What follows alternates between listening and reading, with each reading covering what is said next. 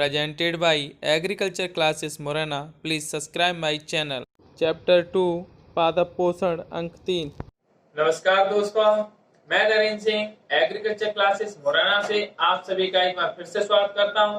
दोस्तों, आज के इस वीडियो के माध्यम से मैं आपके लिए फसल उत्पादन, क्रॉप प्रोडक्शन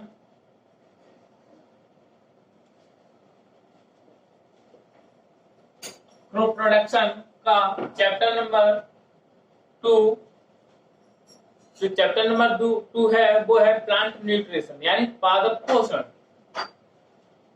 पादप पोषण यहाँ से 3 अंक का प्रश्न आता है आपके लिए।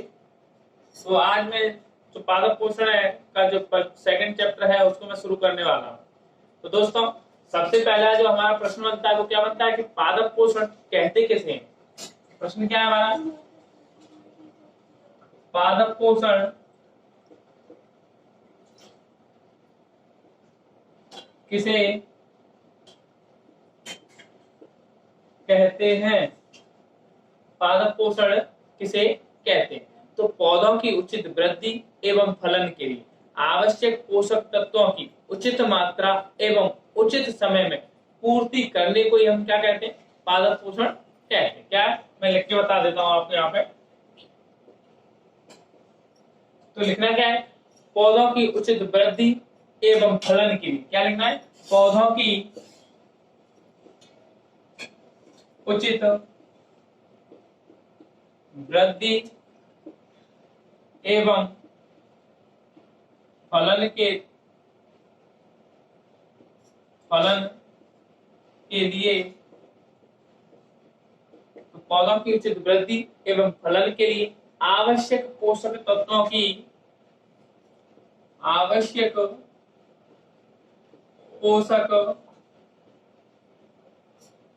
तत्वों की उचित मात्रा उचित समय पर। तो यहाँ पे आपको देखना होता उचित मात्रा देनी और कब देनी? उचित समय पर या उचित समय में पूर्ति करना पादप पोषण कहलाता है। पादप पोषण कहलाता है।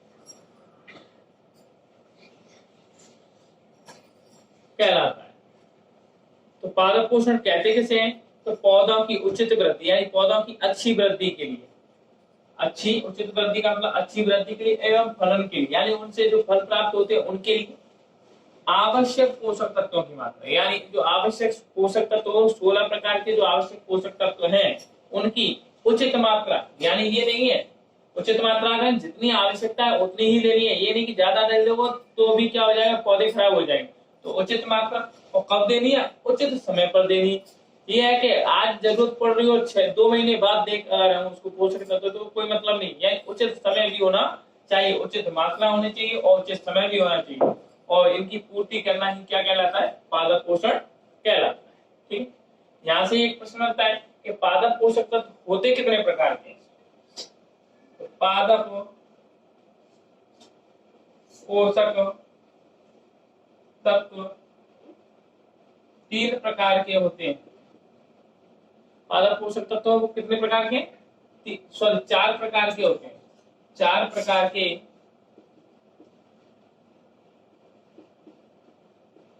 होते हैं। जो पादप पोषक तत्व कितने प्रकार के होते हैं? तो 4 प्रकार के होते हैं। कौन कौन से होते हैं? एक संरचनात्मक पोषक तत्व होता है, प्राथमिक पोषक तत्व होता है, द्वितीयक पोषक तत्व होता है और सूक्ष्म पोषक तत्व होता है। तो सबसे पहले हम बात करते हैं संरचनात्मक पोषक तत्व।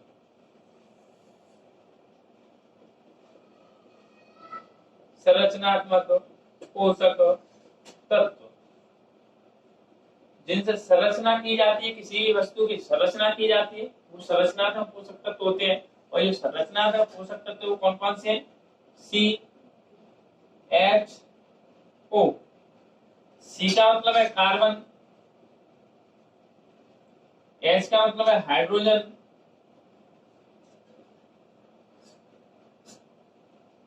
और O का मतलब है ऑक्सीजन।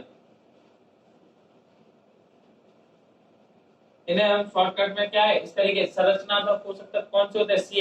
CH का मतलब कार्बन, हाइड्रोजन और ऑक्सीजन।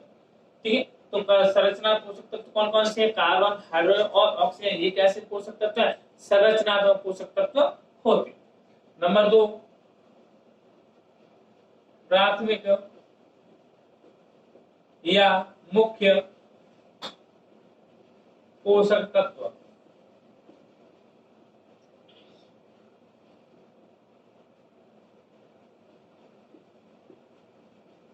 तो प्राथमिक या मुख्य पोषक तत्व, जो प्राथमिक तत्व है जिनकी सबसे अधिक मात्रा में आवश्यकता होती है वो कौन कौन से हैं? तो N, P और K। N का मतलब नाइट्रोजन, P का मतलब फास्फोरस और K का मतलब पोटास। यानी प्राथमिक पोषक तत्व या मुख्य पोषक तत्व कौन कौन से हैं? नाइट्रोजन है, फास्फोरस है और पोटास है। NPK यानी नाइट्रोजन, फास्फोरस, पोटास, ये कैसे पोषक तत्व होते हैं? मुख्य या प्राथमिक पोषक तत्व होते हैं। तीसरा है द्वितीयक पोषक तत्व। द्वितीयक पोषक तत्व यानी secondary plant, sorry secondary nutrition. जो द्वितीय पोषक तत्व होते हैं वो कौन कौन से होते हैं? तो द्वितीय पोषक तत्व है वो है हमारे Ca, Mg, S। Ca का मतलब है कैल्शियम, Mg का मतलब है मैग्नीशियम, S मतलब सल्फर, और सल्फर को हम गंधक के नाम से भी जानते हैं। सल्फर का मतलब क्या होता है? गंधक। इसके बाद देखते हैं नंबर 4, सूक्ष्म या लघु गौण पोषक तत्व।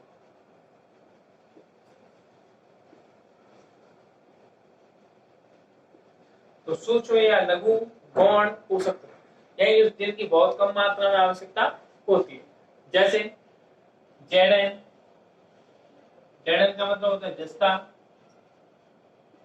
Bo, boron. ठीक है, तो जिंक या जस्ता, जिंक को ही हम जस्ते के नाम से भी जानते हैं। ठीक है, इसके बाद Mn मतलब मैंगनीज। ठीक, Mn का क्या मतलब होता है? मैंगनीज होता है। ठीक है, इसके बाद Co कोबाल्ट। कोबाल्ट के अलावा तुम्हारा आता है तावा। तावा को हम बोलते हैं Cu यानी कॉपर इत्यादि। ठीक है, दोबारा से मैं आपको समझाता हूँ पादप पोषक किसे कहते हैं, पादप पोषण किसे कहते हैं। तो पौधों की उचित वृद्धि एवं अच्छे फलन के लिए या उचित फलन के लिए आवश्यक पोषक तत्वों की उचित मात्रा उचित समय में पूर्ति करना ही पादप पोषण कहलाता। यह 4 प्रकार के होते हैं। नंबर 1, संरचनात्मक पोषक तत्व। संरचनात्मक पोषक तत्व कौन कौन से? CHO, C मतलब कार्बन, H मतलब हाइड्रोजन, O मतलब ऑक्सीजन। प्राथमिक या मुख्य पोषक तत्व जिनकी सबसे अधिक आवश्यकता होती है वो होते हैं नाइट्रोजन, फास्फोरस और पोटास यानी NPK। द्वितीय पोषक तत्व यानी इनके बाद जिनकी आवश्यकता होती है तो Ca, Mg, S यानी कैल्शियम, मैग्नीशियम और सल्फर। सल्फर का दूसरा नाम होता है गंधक। सूक्ष्म या लघु गौण पोषक तत्व तो जस्ता, बोरॉन, मैंगनीज, कोबाल्ट, तांबा और इत्यादि। इसके अलावा भी है जो इन्हें होते हैं। तो ये प्रश्न आपको समझ में आया होगा, आशा करता हूं। अगर आप लोगों को मेरा वीडियो पसंद आया हो तो मेरे चैनल को जरूर सब्सक्राइब करें और अपने दोस्तों के साथ शेयर करें, जिससे इस समय उन लोगों को भी पढ़ने का मौका मिले। और साथ ही साथ लाइक और कमेंट भी मुझे भेजते रहिएगा।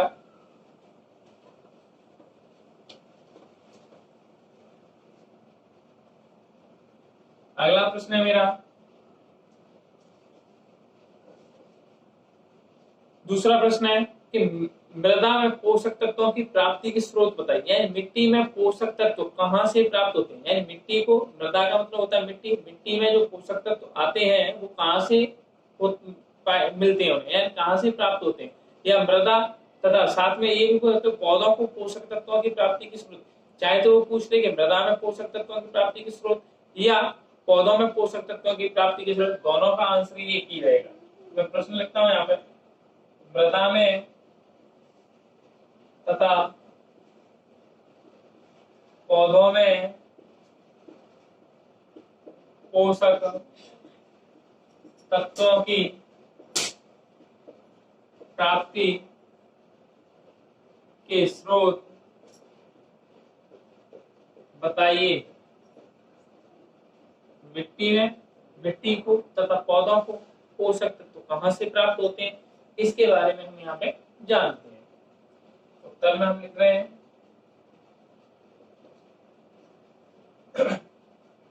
पहले मैं आपको यहाँ पे हेडिंग बता देता हूँ। तो पहली हेडिंग है खाद द्वारा, दूसरी मृदा सुधारकों द्वारा, तीसरी है, पहला क्या हो गया खाद द्वारा, दूसरी है मृदा सुधारकों द्वारा, तीसरी है फसल के अवशेषों द्वारा, फसल के अवशेषों द्वारा। तो पहला खाद द्वारा, दूसरा मृदा सुधारकों द्वारा, तीसरा फसल के अवशेषों द्वारा और चौथा है वर्षा के द्वारा, वर्षा द्वारा। पांचवा है दलहनी फसलों के द्वारा, दलहनी फसलों द्वारा। यहाँ आपका जो 3 नंबर का प्रश्न है तो आपसे 3 हेडिंग पूछ लेंगे, चाहे तो वो नाम देके पूछ लेंगे हेडिंगों को, या वो आपसे डायरेक्ट प्रश्न पूछ लेंगे मृदा में पोषक तत्वों की प्राप्ति के स्रोत बताइए, या आप पूछ लेंगे पौधों में पोषक तत्वों की प्राप्ति के स्रोत बताइए। तो ये हेडिंग है, इनके बारे में आपको समझा देता हूँ। ठीक, तो पहला तो खाद द्वारा, पहली हेडिंग हमारी क्या है खाद द्वारा। तो खेतों में विभिन्न प्रकार के क्या है कार्बनिक एवं अकार्बनिक खादों का उपयोग करते हैं। खेतों में हम क्या करते हैं, विभिन्न प्रकार के कार्बनिक एवं अकार्बनिक जो खाद होते हैं उनका हम प्रयोग करते हैं, और उनके उपयोग करने से ही मिट्टी में जो क्या प्राप्त होते हैं, पोषक तत्व प्राप्त होते हैं। कौन कौन सी खाद, जैसे गोबर की खाद, हरी खाद, कंपोस्ट खाद। इन खादों को जब हम खेतों में डालते हैं तो इनमें जो पोषक तत्व होते हैं वो कौन ले लेता है, मिट्टी में चले आओ, मिट्टी से पौधे ले लेते हैं। तो इस तरीके से खाद द्वारा, हम द्वारा में खेतों में विभिन्न प्रकार के कार्बनिक एवं अकार्बनिक, खेतों में विभिन्न प्रकार के कार्बनिक एवं अकार्बनिक खादों के उपयोग करने से मिट्टी को तथा पौधों को पोषक तत्व प्राप्त होते। ठीक है, और ये उदाहरण में लिख देना है। दूसरा है मृदा सुधारकों द्वारा, मृदा सुधारने मिट्टी को सुधारने वाले द्वारा। तो चूना है, जिप्सम है, पायराइट है, सीरा है। चूना, जिप्सम, पायराइट और सीरा में क्या आदि में कार्बनिक भूमि सुधारकों द्वारा खेत में विभिन्न पोषक तत्व पहुंचते। यही जो मिट्टी को सुधारने के लिए चूना, जिप्सम, पायराइट, सीरा डालते हैं उनमें भी पोषक तत्व पाए जाते हैं। जब इनको खेतों में डालते हैं मृदा को सुधार करने के लिए तो खेतों में पोषक तत्व मिट्टी में मिल जाते हैं और मिट्टी से पौधे उन पोषक तत्वों को ले लेते हैं। तीसरा है फसल के अवशेषों द्वारा। तो खेत में हम क्या करते हैं, विभिन्न प्रकार की जो फसलें करते हैं, फसलों की क्या रह जाती है, पत्तियां हैं, तना है, जड़ है, दाने हैं आदि क्या रह जाते हैं, खेतों में ही भूमि में रह जाते हैं। और उसको क्या होता है, जब बारिश होती है तो वो क्या है, मिट्टी में मिल जाते हैं और सड़ जाते हैं। और सड़ने के बाद क्या होता है, उनमें जो पोषक तत्व होते हैं वो भूमि में मिल जाते हैं। इस प्रकार से क्या होता है, फसलों के अवशेषों द्वारा भी पोषक तत्व प्राप्त होते। वर्षा द्वारा कैसे प्राप्त होते हैं, वायुमंडल में आपको पता होना चाहिए कि वायुमंडल में 78% यानी कितने परसेंट, 78% क्या कौन सी गैस रहती है? नाइट्रोजन गैस रहती है। ठीक, तो वायुमंडल में 78% क्या है? नाइट्रोजन गैस वायुमंडल में। और जब मान के चले ये क्या है? नाइट्रोजन गैस बहती रहती है वायुमंडल में। ठीक, और ये जो बादल है, जैसे ये पानी बरसेगा नीचे पृथ्वी पर, तो ये क्या है? जो नाइट्रोजन गैस है वो पानी के साथ क्या है? घुल जाएगी, क्रिया कर लेगी। क्रिया करने के लिए पानी के साथ मिलकर कहाँ आ जाती है? हमारी जमीन पर आ जाती है। जैसे पानी के साथ घुलकर ये हमारी जमीन में आती है, जैसे मिट्टी से क्या कर लेती है? अवशोषित कर लेती है, मिट्टी से पौधे अवशोषित कर लेते हैं। तो वायुमंडल में पर्याप्त मात्रा में नाइट्रोजन गैस के रूप में रहती है, जो वर्षा के पानी के साथ घुलकर कहाँ आ जाती है? भूमि पर या मिट्टी में आ जाती है और मिट्टी उसको ग्रहण कर लेती है। अगला है दलहनी फसलों के बाद। तो दलहनी फसलों में क्या होता है? दलहनी फसलों की जो जड़ें होती हैं उनमें छोटी छोटी ग्रंथियां पाई जाती हैं। ठीक है, और उन ग्रंथियों में क्या होते हैं? राइजोबियम नामक जीवाणु पाया जाता है। और जो राइजोबियम नामक जीवाणु है उन दलहनी फसलों की ग्रंथियों में पाया जाता है, वो क्या करता है? जो वायुमंडल में जो नाइट्रोजन गैस है उसको क्या करता है? अवशोषित करने का कार्य करता है। इस प्रकार से दलहनी फसलों के द्वारा भी नाइट्रोजन पोषक तत्व वायुमंडल से भूमि में आता है। और इस तरीके से आप इस प्रश्न को हल कर सकते हैं।